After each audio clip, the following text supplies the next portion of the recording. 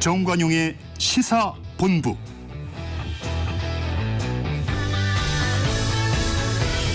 이부 시작합니다. 권혁중의 일타경제 코너에서 경제 뉴스 정리해드리고요. 이어서 정치토크 거두절미 각설하고로 이어갑니다. KBS 일라디오의 모든 프로그램 유튜브에서도 함께할 수 있습니다. 실시간 방송 보실 수 있고요. 정치, 경제, 사회, 문화 다양한 주제의 콘텐츠도 마련돼 있어요. KBS 일라디오 유튜브 채널 구독, 좋아요, 댓글 많이 부탁드립니다. 2부 출발하죠.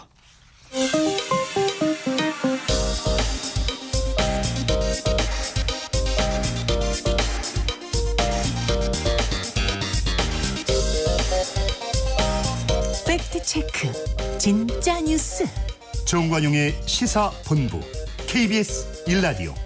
들어보면 압니다. 경제 뉴스 정리합니다. 권혁종 경제평론가 어서 오세요. 네, 안녕하십니까. 중국 쇼핑 앱이 아주 인기를 몰고 있다면서요? 알리익스프레스, 테무 이런 것 등등이죠? 네, 맞습니다. 이게 알리익스프레스, 테무가요. 요즘에 뭐 젊은 친구들 사이에서 큰 인기를 끌고 있는데 이게 뭐냐라고 하시는 분들이 있는데요. 그냥 우리가 우리나라에서 다 아시겠지만 쿠팡 많이 이용하시잖아요. 네. 그러니까 쿠팡과 똑같은 쇼핑 앱이다라고 보시면 되는데 차이점이 뭐냐? 국외에서 오느냐, 국내에서 오느냐, 이렇게 이제 차이를 둘 수가 있겠죠. 중국에서 오는 거죠, 이거? 맞습니다. 중국 제품이 대다수입니다. 그래서 중국에서 오는데, 근데 이제 이게 사용자 수가요 너무 빠르게 갑작스럽게 너무 증가되고 있어서 이 경각심을 가질 필요가 있는데, 역시나 우리나라의 그 국내 종합몰 앱 순위를 봤더니 부동의 1위는 역시 쿠팡입니다. 이게 3천만 명 정도 되거든요. 예. 네, 월간입니다.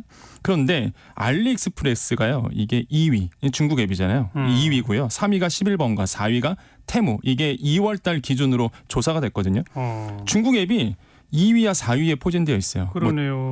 G마켓 이런 것도 5위입니다. 그래서 중국의 이 쇼핑 앱이 정말 무섭도록 지금 시장을 점유하고 있다. 이렇게 볼 수 있습니다. 이렇게 인기를 끄는 이유가 뭡니까? 첫 번째로는요. 역시나 가성비 때문에 그렇습니다. 싸죠? 쌉니다. 이게 너무 싸서 많은 분들이 이 앱을 이제 사용할 수밖에 없는데, 그래서 젊은 친구들이 지금 지갑이 얇잖아요. 그다음 불경기입니다. 그러다 보니까 이제 싼 걸 찾아가다 보니 이 중국 앱을 이용할 수밖에 없는데, 근데 저는 이제 걱정스러운 게 여기서 와요. 왜냐하면 이게 젊은 친구들한테는 이제 알려졌는데, 이게 만약에 시니어 세대까지 이게 편하다고 느껴지고 그다음에 또 그 앱을 잘 활용하게 된다 그러면 제가 봤을 땐 전 연령에서 아마 이 알리익스프레스하고 테무 앱을 쓸 거란 말이에요. 네. 그러면은 뭐 젊은 층만 아니라 모든 많은 분들이 이거 앱을 써서 중국산 사용하게 되면은 우리나라 제조업이라든지 우리나라의 그 유통업 하시는 분도 있거든요. 근데 대부분이 그 유통업이 중국에서 갖고 오잖아요. 큰 타격을 입을 수 있죠. 네, 제가 봤을 때는 상상하기 싫을 정도로 우리나라의 그 소매업점들이 굉장히 큰 어려움에 봉착할 수 있다. 왜? 소비자들이 그냥 소매를 안 가요. 그냥 중국에 가서 그냥 바로 중국에서 오는 걸 사버리니까 그래서 이게 좀 걱정은 스럽다라고 좀 말씀을 드리겠고, 네. 그러니까 또 무서운 점이 배송 시간이 빨라졌어요. 그렇다면서요. 네, 과거에는 뭐 한번 주문하면 한 2주 걸리고 막 이랬는데 지금 뭐 4일, 5일 만에 와버리니까 그러니까 많은 분들이 또 중국 앱을 또 이용하게 되는 거고, 마지막으로 이제 공격적으로 마케팅을 하고 있습니다. 이게 알리익스프레스랑 테무가 우리나라에 광고비를 정말 많이 쓰고 있는데 이미 아시겠지만 뭐 마동석 배우 써갖고 알리익스프레스 광고하고 있죠. 그다음에 테무 같은 경우에는요, 그 전 세계적으로 얼마나의 광고비를 쓰냐면 우리 돈으로 2조 2천억 원이라는 돈을 2023년도에 썼습니다. 광고비로만? 광고비로만. 와. 그러니까 우리나라 미디어 업체들도요, 이 테무 광고를 따오기 위해서 더 움직일 수밖에 없어요. 그러니까 뭐 자본 투자되고 이러니까 뭐 엄청나게 많이 늘어났다라고 생각을 해봅니다. 그런데 서비스나 품질에는 문제가 있다라는 지적도 계속 나오던데요. 맞습니다. 이 가품이 많아요. 그래서 진짜 짝퉁이 많고 심지어 체험제도 팝니다. 그 다음에 속옷을 검색하잖아요. 그러면 이게 우리가 흔히 속옷하면 그냥 내가 입을 속옷 이게 나올 것 같지만, 이게 또 어떨 때 보면요, 이 성인용 속옷이 막 나오기도 해요. 그러니까 아이들이 이걸 속옷 쳤을 때 이런 게 나오면 좀 당황스럽잖아요. 네. 그다음에 두 번째가 환불 및 AS 문제이고요. 세 번째가 이제 안전 문제인데, 최근에 이제는 독일 기술검사협회에서 테무에서 팔았던 어떤 옷의 셔츠 단추를 뭐 조사를 해봤더니 독성 물질이 기준치의 40배가 검출됐다. 이게 이제 보도가 됐거든요. 그러니까 생산지가 어딘지를 몰라요, 이게. 그러니까 뭐 독성 물질이 있어도 검열이 안 되고 검사가 안 되고, 이런 문제가 이제는 그런 물건들이 많다라는 거죠. 또 최근에 또 태무깡이라는 얘기가 나와서 논란이 있는데 태무깡이 뭐예요? 이게 보통 우리가 카드깡 하면은요, 내가 현금 필요하니까 일단 물건 사갖고 그걸 뭐 중고로 팔던 해갖고 현금 마련하는 걸 보통 우리가 카드깡 이런 표현을 쓰잖아요. 예. 태무깡은 뭐냐면 태무가 공격적인 마케팅을 합니다. 뭐냐면은 예를 들어서 태무 앱을 깔면 뭐 준다, 사은품 준다 하면서 사람들을 끌어당기는데, 근데 결론적으로 보면은요, 친구들을 가지고 와야 돼요. 그러니까 친구들을 추천해 줘야지만 최종적으로 사은품, 마케팅 용품을 받을 수가 있습니다. 예. 한마디로 카드깡은 신용을 담보로 하는 카드깡이라 본다면 태무깡은 나의 지인의 정보를 줌으로써 얻는 뭐 무료 마케팅 용품 이렇게 돼요. 그래서 저는 다단계 같은 거네요. 네, 결국에는 저는 사실상 다단계 이렇게 좀 볼 수가 있겠고, 그러니까 또 이게 룰렛을 돌리거든요. 이거를 포인트를 얻으려 그러면 무료 상품을 얻으려 그러면 이 사행성을 또 조장하기도 하고, 예. 그리고 막상 받으려 그러면 친구 지인을 추천해야 되고 이러다 보니까 이거 기망행위 아니냐 이런 얘기가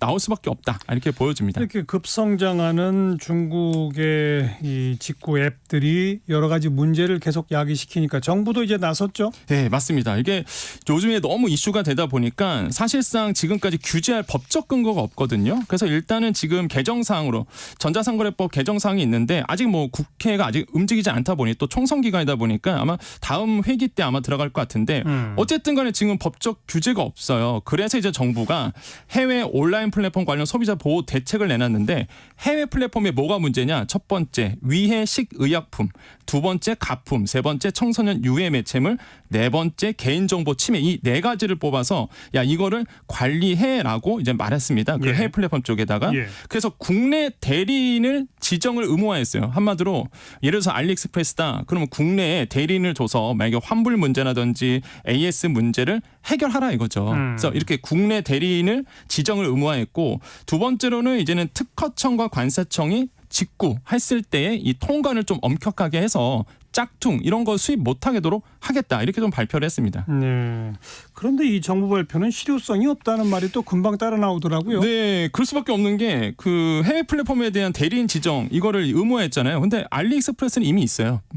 한국의 법인 그 지정 법인이 있거든요. 그러다 보니까 사실상 있는데 국내 법인이 있는데 뭐 이거 해봤자 변한 건 아무것도 없거든요. 대리인이 있다고 그래서 모든 게 다 관리되는 거 아니다. 맞습니다. 예. 그래서 결국에는 자율협약인데, 자율협약은 사실상 해외 플랫폼과 뭐 우리나라의 자율협약인데 이거는 뭐 강제성이 없잖아요. 그러니까 해외 플랫폼이 안 지키면 땡이거든요. 그러니까 그러다 보니까 사실상 실효성이 좀 떨어지는 거 아니냐 이런 얘기가 나오고 있습니다. 네. 그러네, 전화. 이 너무나 터무니없이 싼 가격이 장점이라고 아까 했잖아요. 네네. 근데 원가 이하로까지 판다는 얘기 아닙니까? 맞습니다. 왜 이렇게 싸게 파는 거예요? 이거 중국 정부의 지원이거든요. 정부가 지원을 해요? 네, 왜냐하면 2021년도에 14차 5개년 계획을 했을 때 여기서 내용이 뭐냐면 이커머스를 통한 자국 제조사에 대한 수출 지원 정책이에요. 이게 왜 이런 정책이 나왔냐면요, 사실 무섭습니다. 왜 그러냐면 중국이 아시겠지만은 서방의 봉쇄 정책에 속수무책으로 지금 당하고 있거든요. 사실상.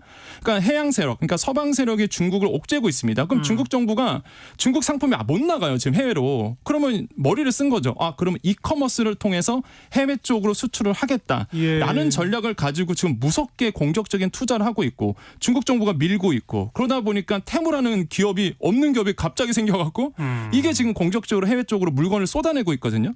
그래서 지금 저희 쪽에서는 무슨 표현을 쓰냐면 제2차 차이나 쇼크다 이런 얘기를 해요. 1차 차이나 쇼크는 뭐였는데요?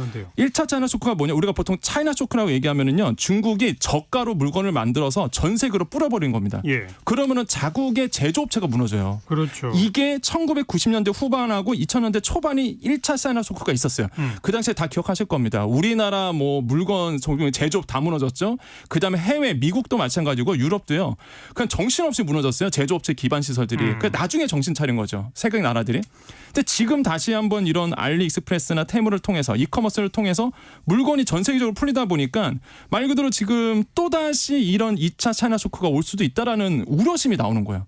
그래서 지금 이런 문제들이 있는데, 물론 뭐 좋은 점은 있습니다. 물가가 낮아지겠죠. 그렇죠. 예, 워낙 저가로 풀어버리니까 예. 물가가 낮아지는 좋은 효과는 있으나 하지만은 한 번 되었던 사실이 있다 보니까 지금 미국도 경각심을 가지고 있고 유럽도 그렇고요. 우리나라도 마찬가지입니다. 제조 기반 시설 지켜야 되거든요. 특히 유통 기반 시설 이거 무너지면은요 소매업자들 다 망합니다 지금. 예. 이거를 지키기 위해서 경각심을 좀 가져야 된다. 이렇게 다시 한번 좀 강조를 해드립니다. 그나저나 알리익스프레스는 국내에 이제 물류센터까지 세운다고 하던데 그러면 배송 기간은 더 짧아지겠네요. 네, 그러니까 이게 무서운 거예요. 지금 우리나라 돈으로 1조 4천억 원을 투자해서 축구장 25개와 맞먹는 물류센터를 우리나라에 세운다고 발표를 했습니다. 알리익스프레스가. 그러면은 제가 가장 경각심을 가지는 게 이거예요. 물류센터까지 세워버리면은 이제 쿠팡과의 본격적인 이제는 경쟁이 경쟁이죠. 들어가거든요. 그러면 하루 만에 물건이 온다 그러면 생각해보세요. 중국 제품이 당일 배송이 된다. 이러면 소비자들이 움직일 수밖에 없어요. 네. 너무 워낙 싸다 보니까. 네.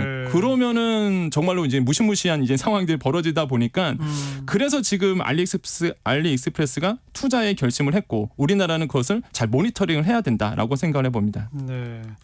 유통업계는 초비상이네요. 저는 초비상이라고 봐요, 이거는. 알겠습니다. 권혁중 경제평론가 고맙습니다. 네, 감사합니다.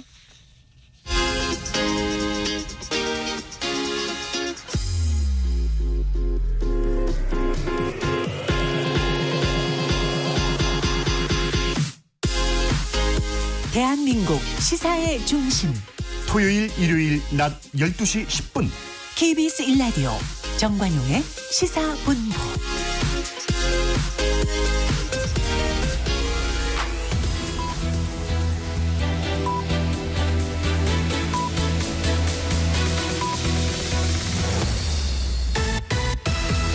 고두절미 각설하고 고고고 갈 때까지 가보자. 정관용의 시사본부. 주요 정치 이슈들 거두절미하고 알맹이부터 토론해보는 거두절미 각설하고입니다.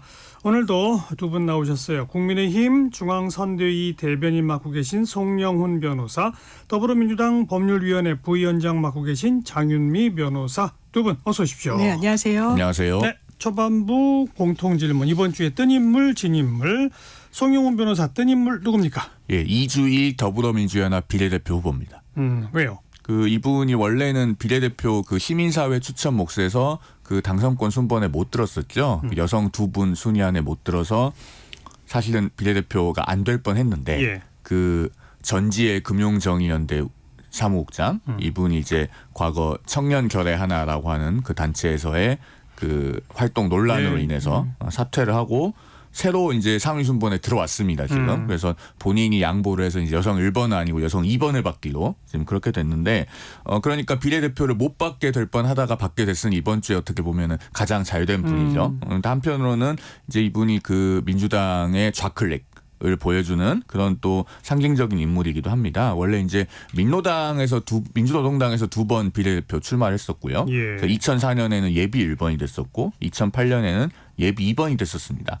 두 번 다 이제 당선에는 실패를 했는데 민노당 학생위원장 활동했었고 주한미군이나 한미동맹에 반대하는 노선으로 활동을 상당히 장기간 해온 분입니다. 그래서 과거에 민노당 학생위원장 시절에도 통일이 되려면 미국과의 대결에서 반드시 우리가 확고한 우위를 점하고 남북한 민족 공조를 드높여가는 속에서 외세의 간섭과 침략 의도를 무너뜨려야 된다. 이런 발언도 했었고요. 그래서 과거 같았으면 민주당에서 직접 비례대표가 되기는 어려웠을 건데 네. 어쨌든 시민사회 몫으로 이번에 추천을 받았습니다. 네.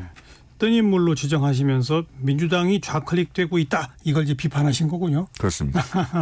그나저나 시민단체 네. 추천목 4명인데 그러니까요. 1번, 2번 두 분이 있다 사퇴했고 이제 또 임태훈 인권센터 소장도 지금 민주당 쪽에서 안 된다라고 하니까 이번엔 시민단체 쪽이 반발해서 싹 또 빠질 기세이고 네. 어떻게 돼가는 겁니까? 그러니까 좀 파열음이 나오는 건 사실인 것 같은데요. 기본적으로 민주당이 이런 이렇게 이질적인 시민사회 단체와도 다 이제 통합은 아닌 거니까요. 그럼에도 불구하고 왜 이런 단위를 만들었냐라는 건 준연동형제 본래 취지를 어쨌든 담보하려고 했는데 소수 세력들을 그렇죠. 원내 진입시킨다. 이런 반성적 고려가 분명히 있는 거죠. 그러니까 위선 정당을 안 만들 수는 없는 현실적인 고려가 분명히 있었고 예. 거기에 대해서는 어떤 반성적인 차원이랄까요. 그래서 울타리를 좀 넓게 치고 갔는데 그럼에도 불구하고 1번 비례대표 후보로 이제 그 선출이 되셨던 전지혜 후보 같은 경우에는 한미 연합 훈련 같은 것도 상당히 비토 목소리를 높이 냈고 이건 민주당과는 어떻게 보면 상당히 결이 다른 다르죠. 겁니다. 예. 민주당의 당론은 친미라고 할 수 있는 거예요. 한미 우호 관계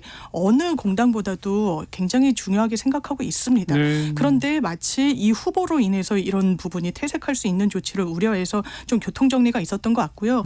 지금 이 선출하는 데 있어서 책임 있는 분들이 다 내려오겠다. 그러게요. 좀 말씀을 하셨는데 그렇지만 어떻게 됐든 현실 정치에서 이 큰 울타리의 주도권을 쥐고 있는 건 민주당이라는 걸 부인할 수는 좀 없어 보입니다. 그리고 민주당이 어쨌든 이분들의 국회 입성에 가교 역할을 하는 부분이 있는 거죠. 그래서 본인들이 이탈하게 되면 또 본인들의 정치적 이익을 관철하지 못하게 되는 측면도 분명히 있기 때문에 네. 좀 파열음이 있지만 끝까지 함께하지 않을까 생각합니다. 네. 자, 금주에 그러면 뜬 인물을 장유미 변호사는 누구 짚으시겠어요? 저는 조국 대표 이야기를 하지 않을 도리가 이제 예. 없어진 것 같은데요. 예.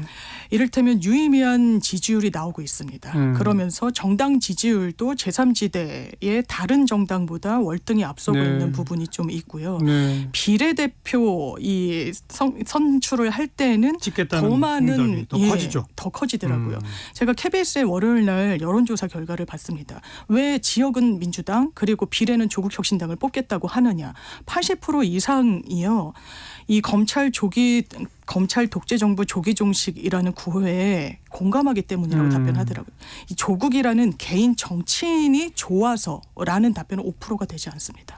이 말인즉슨 지금 뭐 제로섬 게임이다. 민주당표를 잠식할 것이다. 정치공학적으로 그런 부분이 분명히 있겠죠. 그런데 근원적으로는 이 정부의 태생이었던 원칙과 상식, 이 검찰권이라는 게 과연 여야공이 공정하게 지금 작동하고 있느냐라는 부분에 대해서 유권자들이 의구심을 품고 예. 있는 것에 대한 어떤 이런 지표, 현상으로 나오고 있다는 반응이다. 생각이 듭니다. 조국 혁신당 얘기는 이따가 좀 네. 상세하게 두 분과 함께 나눠보겠고요. 금주의 진인물로 가봅시다. 송영훈 변호사. 예, 정봉주 민주당 교육연수원장이죠. 예.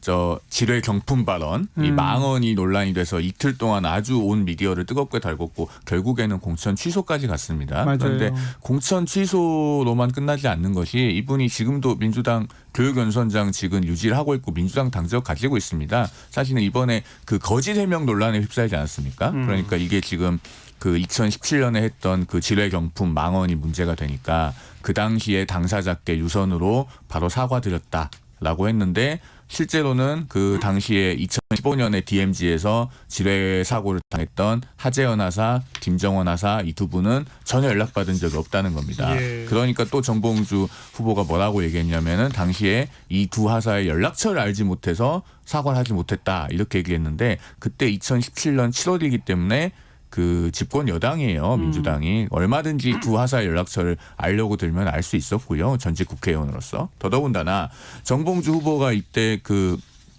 이종명 자유한국당 의원에게 사과했다 이렇게 얘기하지 않았습니까? 더 큰 비판을 받았어요. 그러면은 국회의원만 사람이고 2015년에 두 다리를 잃거나 한 예, 다리를 잃은 예. 그 하사들은 눈에 들어오지도 않는 것이냐. 결국에는 공천이 취소가 됐는데 이 과정을 통해서 민주당의 어떤 후보 검증의 부실함 그다음에 이런 분을 교육연수원장으로 두고 있는 예. 어떤 민주당의 취약성이 드러났다 이렇게 보여서 금주의 진인물로 선정을 했습니다. 장유미 변호사는 금주의 진인물. 저는 지금 송 변호사님 말씀을 들으면 장해찬 후보를 이야기하고 싶은데요. 다른 사람을 왜냐하면 후보의 검증 부실은 장해찬 후보가 좀 문제를 많이 노정하고 있기 때문에 뭐 뒤에 말씀드릴 기회가 있을 것 같고 하태경 의원입니다. 네. 일단 정치적으로 본인이 결단을 내린 거예요. 저는 그 결단에 박수를 칩니다. 수도권으로 오겠다. 그렇죠. 쉽지 않은 결단이었을 거라고 부산을 생각해요. 포기하고. 그리고 그 지역은 사실 대통령의 오른팔이 차지했습니다. 어떻게 보면 주진우 법률비서관이 그 자리를 갔죠. 해운대라는 지역은 지난 총선에서 압도적인 표 차이로 또 승리를 국민의힘이 거둔 지역이기도 해서요. 예. 본인이 삼선을 한 지역을 좀 다른 정치인에게 물려주기가 쉽지 않았을 텐데 서울로 올라와서 내가 험지 출마하겠다고 했고 그 결단을 상당히 높이 평가하는 분들이 많았습니다. 그런데 상당히 의외의 결과가 나온 거예요. 제가 얘기를 들어봤더니 이 어떤 시사 제작 하는 분들도 하태경 의원이 될 가능성이 매우 높다고 보고 그 다음 날 이 당선인 인터뷰를 다 이렇게 따놨대요? 예, 그러니까 미리 준비를 하고 이게 섭외를 맞춰놨다고 하더라고요. 이게 또 번복되는 과정이 있었다는 건데 본인이 수학적으로 이해가 안 된다 이런 이야기를 하고 있습니다. 이해운 전 의원한테 진 네. 거. 예. 왜냐하면 이영 전 장관이 이 결선에 올라가지 못하면서 그 표가 분산됐는데 압도적으로 이혜훈 전 의원한테 가는 네. 부분이 있거든요. 네. 그러면서 지금 공개되고 있는 단체 카카오톡 창에서 주고받은 걸 보면 이게 당원과 또 일반 국민 여론조사로 이루어지다 보니까 2번 전화를 받으면 이 표집 때문에 뭐 20대라고 이야기를 하시는 게 좋겠다라고 뭐 종용하는 듯한. 물론 이혜훈 전 의원은 관여한 바 없고 모른다고 이야기를 하고 있습니다. 하지만 하태경 의원으로서는 사실 납득하기가 어려운 부분이 있고 그럼에도 불구하고 당에서 본인의 이의 신청을 받아주지 않은 부분은 수용하겠다고 하셨더라고요. 수용하고 탈당도 안 한다. 네, 탈당도 예. 뭐 거의 선택지에는 없다고 하는데 그럼에도 정치적 타격을 입은 거는 좀 그렇죠. 분명할 것 같습니다. 네. 그 조금 아까 정봉주 전 의원 언급하신 김에 이번 한 주여야 할 것 없이 공천 확정했다가 이런저런 논란 때문에 공천을 취소시킨 일, 또 지금 여전히 논란을 어떻게 할지 지켜보고 있다라고 하는 사람들 숫자가 늘어나고 있지 않습니까? 네. 국민의힘에서는 정우택 국회 부의장, 도태우 변호사가 공천 취소됐고 장해찬, 조수연 후보자도 지금 면밀히 들여다보고 있다. 어떻게 될지 모른다. 이런 분위기고. 또 있어요? 이 4명 말고? 아직은 요 4명입니까? 그런 것 같습니다. 민주당은 정봉주 전 의원 취소됐고 호남에서 또 한 명 취소됐고. 취소가 됐죠. 그죠? 이게 경선 과정에서 어떤 비위 문제가 사실이 있다고 그래서? 드러나서요. 그 2명 외에 또 없습니까? 민주당은 아직은 이제? 네, 뭐 큰 문제는 없고 이제 박용진 의원의 어떤 어떻게 지역구에 하게 대한 될 문제가 건지. 좀 뇌관이랄까요? 어떤 갈등의 요소로 남아 있는 것 같습니다. 이런 상황들은 결국 구설수가 있고 논란이 되면 당 전체 지도에 그래서 수도권 전체 표심에 영향을 미치기 때문에 빨리빨리 손절하자. 네. 양쪽 따지면 이런 분위기인 거죠. 리스크는 관리를 해야 되는 것이죠. 그러니까요. 그러면 아직 취소까지는 안 간 장해찬, 조수연 이쪽도 취소 쪽으로 가는 분위기입니까? 어떻습니까?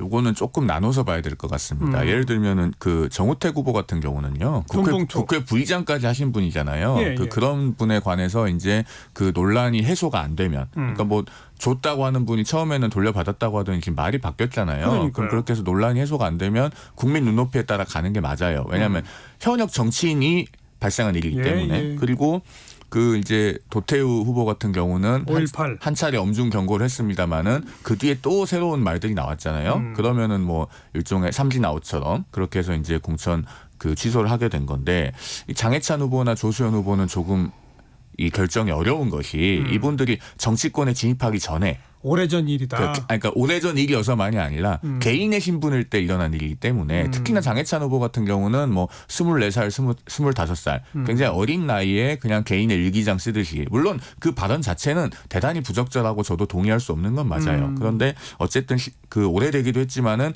개인의 영역에서 그러니까 정치권을 지향하거나 어떤 공직 출마를 결심하거나 이러기 전에 발생한 일이기 때문에 그러면은 어디까지 이걸 그 공직 후보 적격의 검증의 대상으로 삼아야 되냐는 어려운 문제가 있기 때문에 이게 선례가 될 수 있어서 좀 고민이 되는 지점이 있습니다. 장윤희 변호사 어떻게 보세요? 저는 공직을 원하거나 공직에 몸담기 전을 기준으로 한다는 그 기준에는 동의가 돼요. 그런데 그것도 정도라는 게 있다는 정도가 생각이 드는데요. 이를테면 이런 겁니다.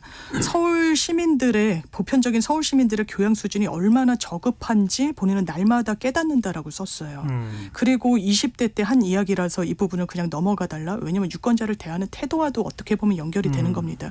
20대 치기 어린 글이었다라고 하지만 저 20대 때 주변에 그런 분들 보지 못했습니다. 솔직히. 게다가 일본하고 비교를 해서 더 지금 뭐 화를 돋구는 그냥 거죠. 비교도 아니죠. 일본인의 발톱의 때만큼도 따라가지 못한다라고 이야기를 했으니까요. 부산 시민들에 대해서는 상당히 교양이 없다라고 이야기를 했죠. 그리고 여성 외모를 굉장히 부적절하게 품평하기도 합니다. 그 인식 물론 개선됐겠죠. 그렇지만 최소한 방송에서 활동하는 장해찬이라는 정치인이 뭔가 개선된 인식을 저는 보여줬다라고 생각하지는 않습니다. 청년이라는 타이틀을 달고 국민의힘에서 활동을 했지만요. 저는 진영 논리에 매몰돼 가지고 상대방을 거의 조롱에 가깝게 비난하는 말들을 많이 들었기 때문에 거기에 청년이란 타이틀은 어울리지 않는다라고 생각합니다. 그러니까 당내에서도 문제 제기가 많이 나오는 걸로 알고 있고요. 예. 이건 수도권 표심에 서울 경기 얼마나 중요합니까? 국민의힘으로서도요. 이번에 승리 견인해내야 되는데 걸림돌이 되고 있는 거고 아마 이 자당의 후보들이 이 부분에 대한 문제 제기를 세게 하시지 않을까 생각이 듭니다. 이미 몇몇 후보들이 문제 그렇게 제기를 하기도 하고 하셨고요. 있겠죠. 예. 뭐 당에서 여러 의원들께서 공개적으로 지금 문제를 지적을 하고 그러니까요. 있고 엄중하게 들여다보고 있는 것은 맞습니다. 어떻게 될지 아직은 모르는 거예요. 그렇죠? 이게 선례가 될 수 있기 때문에 상당히 신중하게 결정해야 되는 측면이 있죠. 예. 네. 뭐뿐 아니라 이제 그 이종섭 전 국방부 장관 호주 대사 그리고 출국 금지 해제에서 출국한 사실 이게 또 상당히 큰 총선 쟁점화 될 조짐이 있지 않습니까? 어떻게 보세요? 두 분 이 문제 좀 얘기해 보시면. 저는 악재 중에 악재라는 생각이 들어요. 국민의힘에게 그렇죠. 예, 아마 국민의힘에서 지금 후보로 뛰고 계시는 분들은 대통령이 왜 이 타이밍에 이 이종섭 전 장관을 내보냈을까? 호주 대사로 굉장히 많은 문제 제기하실 거라고 생각합니다. 뭐 나경원 의원 철저하게 수사하라고 그랬죠. 박민식 전 보훈부 장관 아닙니까? 굉장히 문제가 있고 정무적 판단이 아쉽다라고 이야기하고 있습니다. 네. 뭐 이상민 의원, 조정훈 의원 마찬가지인데요. 이 부분은 그렇습니다. 저는 보수라면 대한민국의 군복무를 위해서 일을 하다가 그런 복무를 하다가 사망한 군장병에 대한 최소한의 예우가 있어야 된다고 생각합니다. 그리고 박정훈 대령이 수사를 했죠. 이 20대 청년을 아무런 안전장치 없이 사실상 허리까지 물이 차는데 내보내서 이런 구호 작업을 하는 데 대해서 지도부가 지휘부가 책임이 없다고 할 수 있는가. 8명에 대해서 업무상 과실치사로 처벌하겠다는 취지의 1차 수사를 마무리를 합니다. 수사 브리핑 예정돼 있었어요. 장관이 사인합니다. 그런데 하루아침에 번복돼요. 네. 그러면서 윗선에서 나오는 이야기는 대통령이 경로했다라는 겁니다. 이 부분을 지휘부를 이렇게 처벌하기 시작하면 누가 남아나겠냐는 취지였어요. 이거는 미국 같은 경우만 보더라도요. 군장병이 상하면 끝까지 예우하고 끝까지 찾아 나서지 않습니까? 이게 어떻게 보면 보수의 품격이라고도 볼 수 있어요. 그런데 거기에 정반대되는 모습을 보여주고 있다. 그 연결고리인 분을 지금처럼 총선을 목전에 둔 상황에서 호주 대사로 임명되면요. 이렇게 한국에 왔다 갔다 하기 쉽지 않습니다. 비행 탑승 시간만 10시간 가까이 되거든요. 9시간 반입니다. 그런데 문제가 없고 공수처가 흘리는 부분이 문제의 본질이다. 저는 이런 태도로는 유권자 마음 얻기 어려울 거라고 생각합니다. 어떻게 보십니까? 제가 팩트를 좀 하나하나 예. 짚어드릴 건데요. 그 전에 일단 최상병 그 사망 사고에 관련해서 정말 철저하게 진상 규명이 돼야 된다는 점에는 저도 추호도 이의가 없습니다. 그리고 국민의힘에서도 아마 다들 그렇게 생각하실 거고요. 그 팩트를 좀 짚어드리면 일단은 이종섭 호주 대사가 마치 어떤 범죄자인 것처럼 단정해서 말씀을 하시는데 만약 그렇다고 한다면은 공수처는 왜 고발이 되고 지금 6개월이 넘도록 이종섭 대사를 한 번도 부르지도 않다가 지금 출국 금지가 해제가 되니까 그제서야 조사를 했는지 일단 그게 의문입니다. 그러니까 그렇게 간단한 사건이면 진작에 불러서 조사를 해서 이미 뭐 기소를 하든가 했겠죠. 아니면은 공수처가 정말 수사 능력이 없는 기관이고 민주당이 잘못 만든 기관이든가요. 그리고 호주 대사로 나가면은 마치 영영 안 돌아올 것처럼 얘기를 하는데 다 신분이 특정돼 있고 대사관 어디 있는지 알고 있고 국내에 본인이 언제든지 들어와서 조사받겠다고 공언도 했습니다. 그리고 실제로 그렇게 조사받으러 들어와서 조사받은 선례도 있습니다. 2016년에 그 모철민 당시 주 프랑스 대사가 그 소환을 받고 국내로 들어와서 조사받았습니다. 예, 그래서 예. 이렇게 언제든지 하겠다는 거고 이미 외교부 관계자가 지난주에도 밝혔는데 다음 달에 재외공관장 회의가 있어서 이종섭 대사가 한국에 들어온다는 겁니다. 들어오면 그때 공수처가 불러서 얼마든지 조사할 수 있습니다. 이건 뭐 조사를 거부할 것처럼 그리고 범죄자인 것처럼 단정해서 얘기하는 것은 맞지 않다 이런 말씀을 드리고 하나만 더 붙이면은 우리 국군 장병들의 생명이 소중하죠. 1년에 군인과 군무원이 매년 150명 가까이 사망합니다. 굉장히 소중하고 그렇기 때문에 철저하게 그 진상이 규명돼야 맞는데 그렇다면은 그런 그 지뢰 경품 망언을 한 정봉주 전 후보를 교육연수원장으로 두고 있는 민주당은 뭔가 그러니까 그런 부분에 대해서도 민주당 스스로를 돌아봐야 이런 비판을 하실 때도 말에 힘이 실리는 것이다. 그런 말씀을 좀 덧붙여서 드리고 싶습니다. 어쨌든 여권의 상당수 인사도 이종섭 대사의 출국을 총선 악재로 규정하고 무슨 조치가 필요하다고 목소리를 내고 있는 상황이지 않습니까? 조치가 있을까요? 없을까요? 조치라고 하는 것이 그런데 임명을 철회하는 것이라면 그것은 불가능하다고 보이는데 불가능합니까? 왜냐하면 상대 국가에서 지금 아그레망이 이미 나왔고 줬는데. 그래서 부임까지 했는데 외교 문제가 된다. 철회를 하면 외교 문제가 돼서 철회는 불가능할 거고 이 문제는 어떻게 풀어야 되냐면 이종섭 대사가 다시 한번 언제라도 들어가서 조사받겠다 분명하게 천명을 하고 이 대사도 변호인이 있을 거 아니겠습니까? 변호인을 통해서 공수처에 정식으로 의견서 내야죠. 언제라도 들어오라고 하면 들어와서 휴가 내고 내가 조사 받겠다. 그렇게 천명을 하고 일정도 구체적으로 조율을 하고 이런 것들이 좀 필요해 보입니다. 조사가 아니라 조사의 결론으로 공수처가 예컨대 뭐 구속영장 청구를 한다든지 뭐 불구속 기소를 한다든지 이렇게 되면 어떻게 되는 겁니까? 그럼 꼬이는 거죠. 그러면 그런 피해자를 그래서 재외공관장으로 내보내지 말라고 하는 겁니다. 지금 보수 언론에서도요. 이 부분 그러면 최소한 총선 전까지는 한국에 머물라고 조언하고 있죠. 왜냐하면 임명장 원본도 못 받고 쫓기듯이 갔거든요. 그거는 그런 걸 팩트라고 하는 겁니다. 그러면 영장 청구하면 그때 들어와서 할 겁니까? 그러면 호주 얼마나 우리한테 중요한 국가입니까? 그 업무에 공백이 생기는 건 누구 책임으로 돌릴 겁니까? 그러니까 이거는 잘못된 인사라고 당 내부에서도 이야기가 나오는 거겠죠.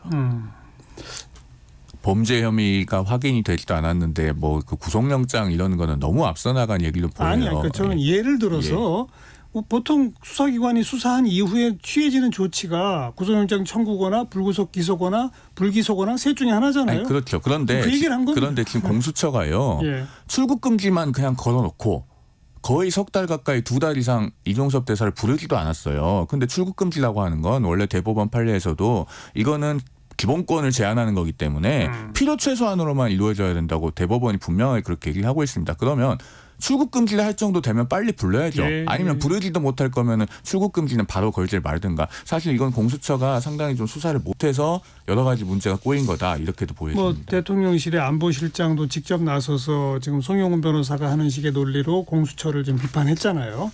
바로 그런 대통령실의 입장이나 주장 이것과 민주당은 이걸 최대 총선 전략의 하나로 쓸 태세인데 네. 어느 쪽 목소리가 국민들 마음을 더 움직이는지 결국 이제 그걸 좀 지켜봐야죠. 그렇습니다. 1시 32분 향해 가네요. 잠깐 교통정보 전해드리고 후반부 토론 이어갑니다. 김민희 씨. 네, 평소 주말보다는 도로 정체가 덜합니다. 하지만 오늘도 돌발 구간은 많은데요. 평택 제천고속도로 평택 쪽으로 청북 부근 사고는 갓길에서 처리 작업을 하고 있습니다. 경부고속도로 부산 쪽으로 남청주 부근 2차로에서도 사고가 났고요. 중부 내륙고속도로 양평 쪽으로 여주분기점 부근 1차로에서는 장애물을 처리하고 있어서 감곡부터 정체입니다. 영동고속도로 강릉 방면 서창분기점 부근 3, 4차로에서도 사고가 나면서 부근으로 차량들 서행합니다. 수도권 제1순환고속도로 구리에서 판교 쪽으로 성남 부근 1차로에서도 사고가 났고요. 이후 판교에서 일산 쪽으로 평촌 부근 4차로에서도 사고를 처리하고 있습니다. 서울시내 올림픽대로 하남 쪽으로 성산대교 부근 4차로에서도 사고가 나면서 방화대교부터 차량들 서행합니다. 그 밖에 서울 도심에서는 오늘 집회가 예정된 곳들이 많습니다. 집회를 하는 곳들에서는 주변 도로가 많이 혼잡한 만큼 도로 이용에 참고하시기 바랍니다. KBS 교통정보센터였습니다.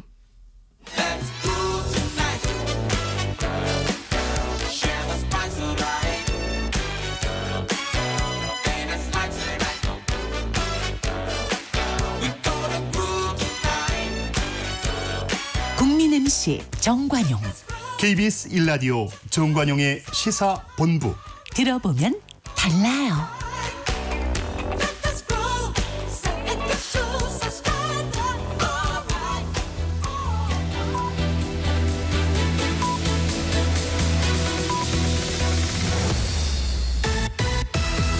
고두절미 각설하고 고고고. 갈 때까지 가보자. 정관용의 시사본부. 매주 토요일 2부 거두절미 각설하고 국민의힘 중앙선대위 대변인 송영훈 변호사 민주당 법률위원회 부위원장 장윤미 변호사 두 분과 함께하고 있습니다. 후반부 공통질문입니다. 이번 주 가장 핫했던 말 한마디, 누구의 입에서 나온 어떤 말? 네, 송 변호사.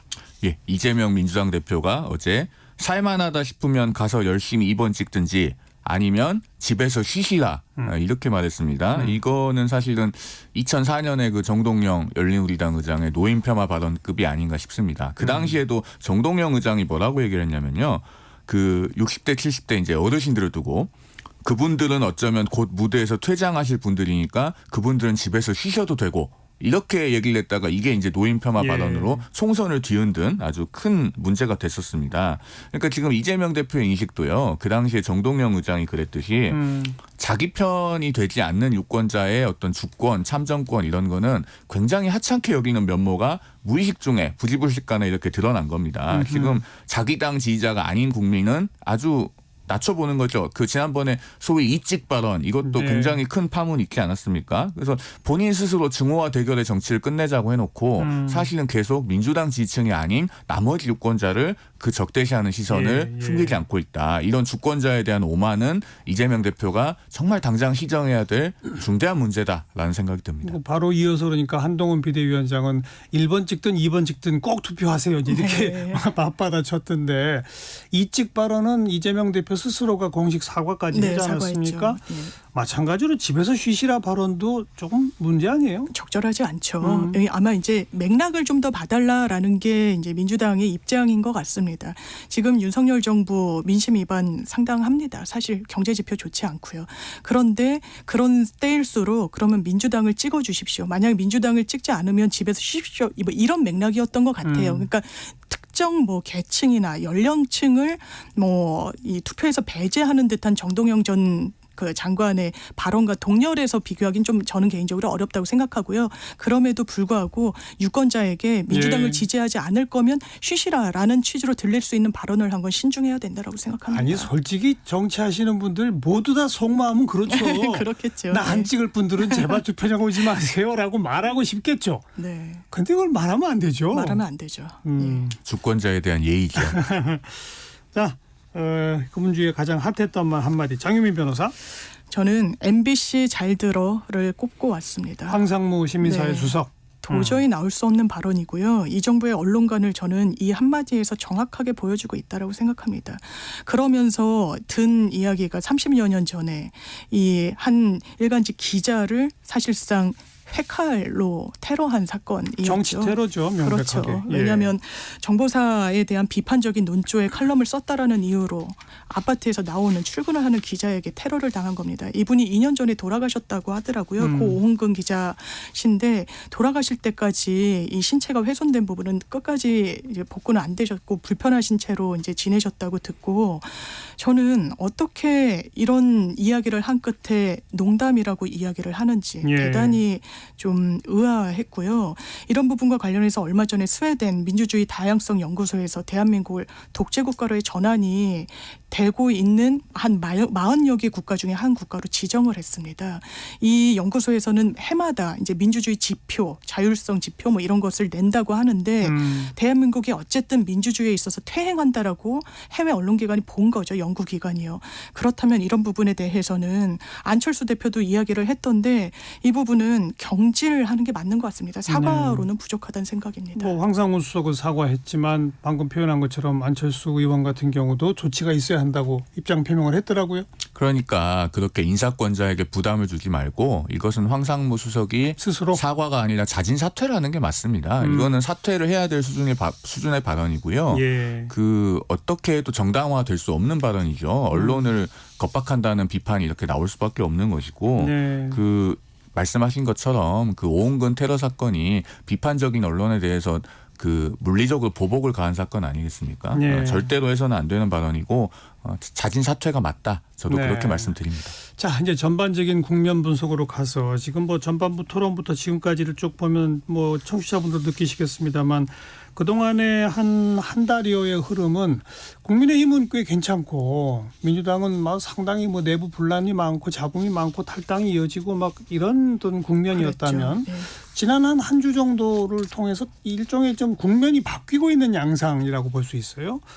민주당의 그 시끌시끌했던 것은 좀 조용해지면서 오히려 현역 물갈이 왕창 해낸 게 괜찮지 않냐는 그러니까요. 반대쪽 어떤 그 발언도 나오고 있는 것 같고, 반면에 국민의힘 쪽은 뭐 이렇게 공천했다가 취소된 뭐 정우택, 도태우, 게다가 이제 뭐 장해찬, 조수현 논란에 이종섭 전 국방부 장관 논란, 황상문 시민사회수석 논란 이런 것들이 이어지면서 오히려 국민의힘의 지지도가 좀씩 좀 내려가고 있고, 게다가 아까 얘기했던 조국 대표의 민주혁신당이 등장하면서 많은 정치평론가나 정치 언론 그 기자들의 해석이 민주당에 실망한 분들이, 원래는 민주당을 좀 좋아하던 사람들인데 실망하던 분들이 조국 혁신당 등장을 계기로 그래 그러면 비례대표 찍기 위해서라도 가서 민주당 찍어야 되겠다 라고 돌아서는 사람들이 좀 많아지고, 이러다 보니 전체 국면에서 민주당이 좀 더 이렇게 또 역전하는 뭐 이런 양상이 아니냐라는 식의 해석들을 지난 한 주 동안 내놓더라고요. 두 분은 어떻게 판세 분석하십니까?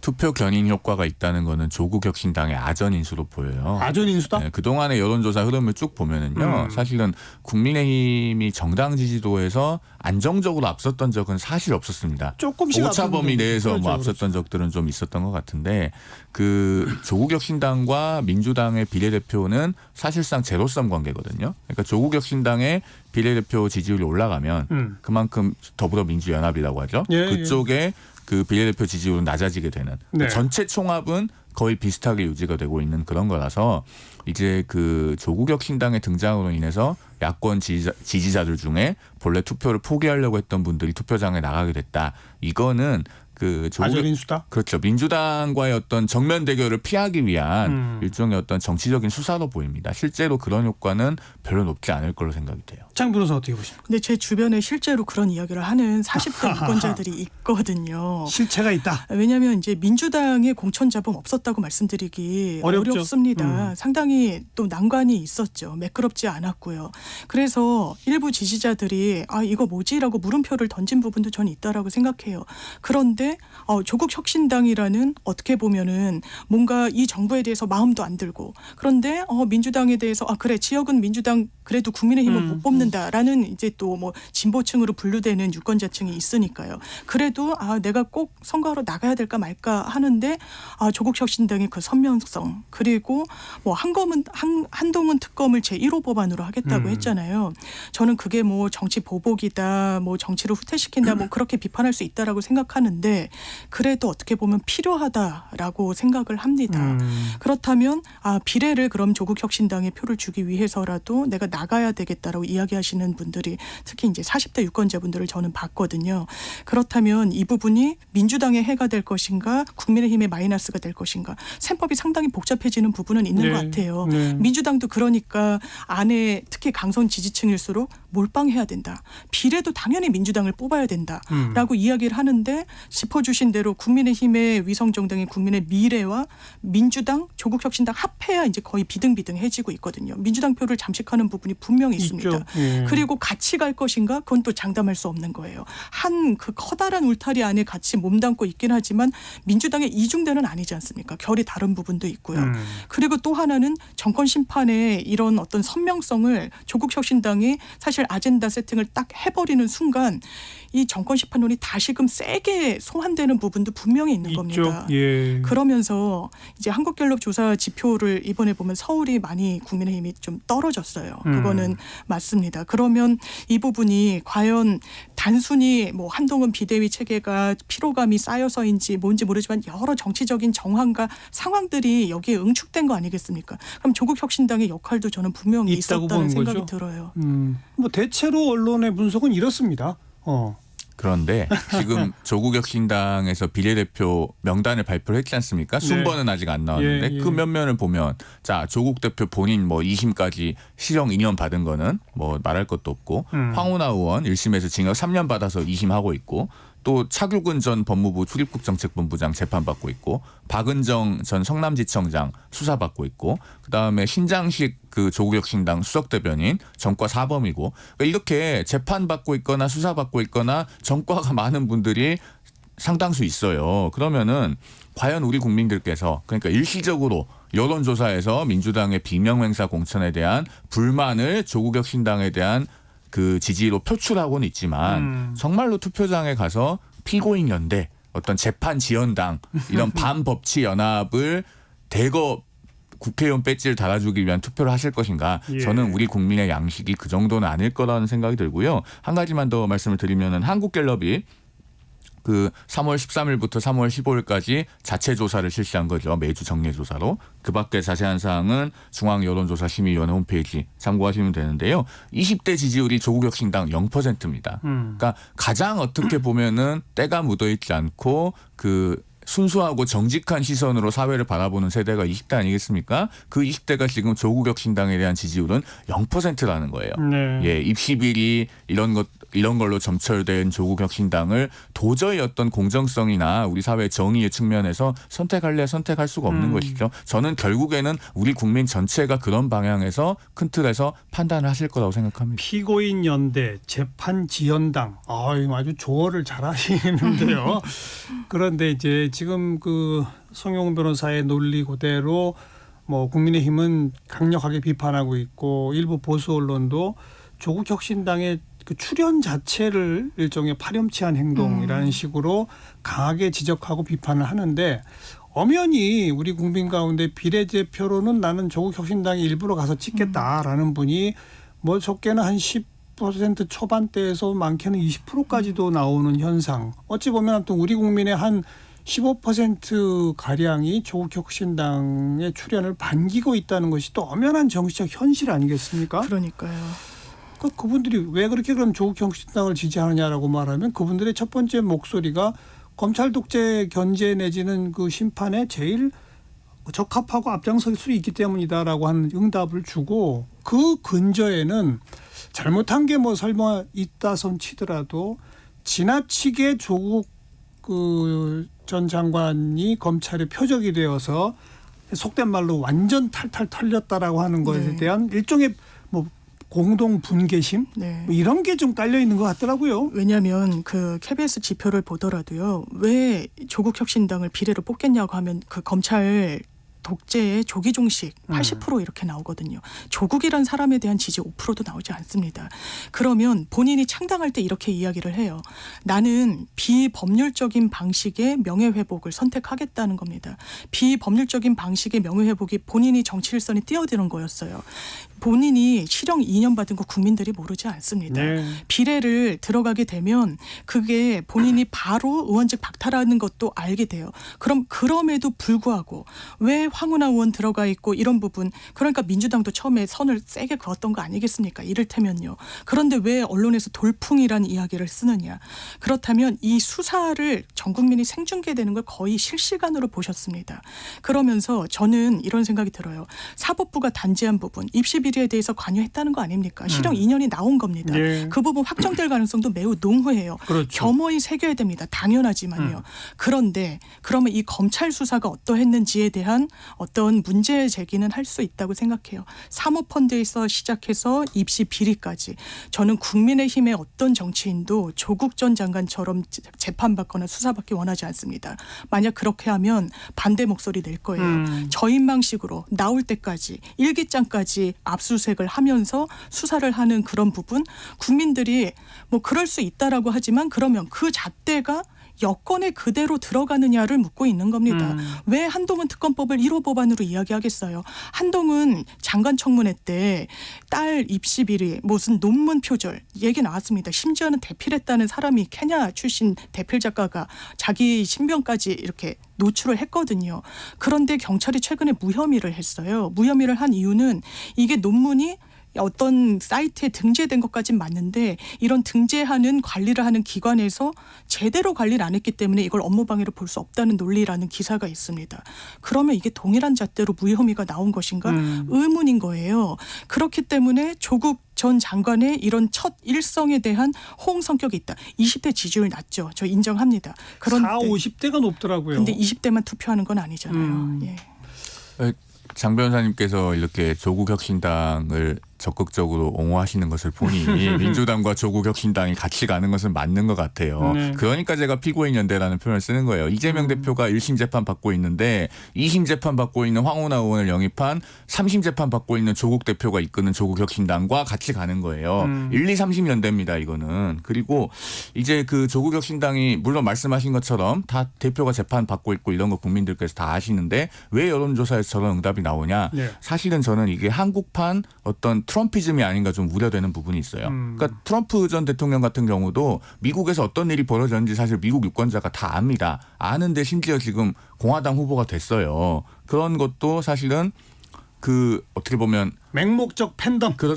거기에 더해서 법치에 대해서 이제 유권자들이 생각보다 예. 중요하게 생각하지 않는 예. 그런 흐름과 연동되어 있는 것이죠. 미국에서는 그게 어떻게 보면 그 아주 오른쪽에 예. 있는 보수층에서 발생했습니다마는 예. 한국에서는 이게 약간 전도된 현상으로 나타나서 왼쪽 끝에서 나타나고 있는 것이 아닌가 그런 의구심이 좀 듭니다. 근데 어쨌든 조국 정당을 만들겠다라고 처음 목소리를 낼 당시만 해도 뭐 고육지책으로 저런 행동까지 하는구나라는 정도 시각으로 들여다보던 정치권이 네. 막상 창당을 하고 사람들을 계속해서 영입하고 뭐 여론조사 결과가 나오고 나서 보니까 아니네, 이 조국 혁신당이 총선 판세 전체에 상당한 영향력을 미치네, 이런 식으로 깜짝 좀 놀라는 분위기인 거는 사실이잖아요. 그렇죠. 예. 그러면서 이제 또 최대 피해자라고 할 수 있는 게 뭐 개혁신당, 더불어미래, 게다가 기존에 있던 녹색정의당까지 네. 최대 피해자는 그쪽 아닙니까? 그죠? 그러니까 사실은 이제 그 참칭 제3지대라고 할 수 있는 이 조국혁신당이 지금 저희 방송에서도 3지대가 받아야 될 분량을 뺏어가고 있지 않습니까? 사실은 개혁신당이나 새로운 미래나 녹색정의당에서는 그래도 일정 시간을 좀 이렇게 다뤄주길 바랄 텐데 네. 이 정도로 지금 관심을 못 받고 있는데 그것은 한편으로는 그 제3지대가 자업자득인 측면도 있습니다. 개혁신당과 새로운 미래가 통합해서 개혁신당을 만들려고 할 때 기대하신 국민들께서 분명히 있었을 거예요. 근데 뭐 금방 열흘도 안 됐었잖아요. 그러니까요. 거기에서 사실은 그 리더십의 부재가 드러났고 예, 이게 예. 그 보면은 그 이준석 전 대표의 책임이 크다는 여론이 많이 있지 않습니까? 그런 여론조사 결과도 있던데 그래서 이거는 자업자득이라서 뭐 제3지대가 참칭 제3지대를 탓할 계제도 아니다 그런 생각이 듭니다. 뭐 저는 가장 그래도 좀 오래된 이 진보의 가치를 지켜온 녹색정의당 이쪽이 어찌 보면 참 제일 안타까워요. 어떤 의미에서. 그러니까요. 사실 청년 정치인들 어쨌든 지원해주고 했지만 상당히 류호정 전 의원 그러니까 의원의 행보 같은 경우에는 좀 아쉬운 부분도 있고요. 그리고 저의 발언과 관련해서 뭐 민주당에서 이렇게 옹호하는 걸 보니까 조국혁신당이 참칭이라고 말씀하시는데 저는 현상을 분석 드리는 네. 거고 민주당 입장은 지지층들이 조국혁신당을 옹호하면 엄청나게 반발하고 있습니다. 그게 또 위기감으로 민주당에는 마이너스로 작용한다는 인식이 분명히 있고요. 트럼프는 조국 전 장관, 조국 대표는 완전 대척점에 있는 인물인 거죠. 미국에서 트럼피즘 이렇게 부상했을 때 21세기 폭정이라는 책이 베스트셀러가 된 적이 있는데요. 그때 이른바 입진보, 그러니까 입으로만 진보를 표방하는 그런 부분에 대한 어떤 혐오 이런 게 상당히 강력하게 미국 내에서 작동했다는 분석이 있습니다. 그렇다면 그걸 조국 전 장관과 대비해서 이야기할 건 아닌 것 같습니다. 아무튼 조국 혁신당의 등장 이후로 국민의힘은 상승세가 좀 주춤하고 꺾이는 양상. 민주당은 우리 실망했던 분들이 다시 좀 투표장에 올 수도 있겠네라고 기대하는 양상. 그리고 뭐 한참 기치를 올리는 듯 하던 개혁신당 제3지대 새로운 미래 등등은 오히려 쑥 그냥 여론의 관심으로부터 멀어져가는 현상. 이처럼 조국 혁신당 하나가 정치권 일파만파 파장을 일으키면서 네. 총선 판세 전체에 한 상당한 영향력을 미치고 있다. 여기까지는 동의할 수밖에 없죠.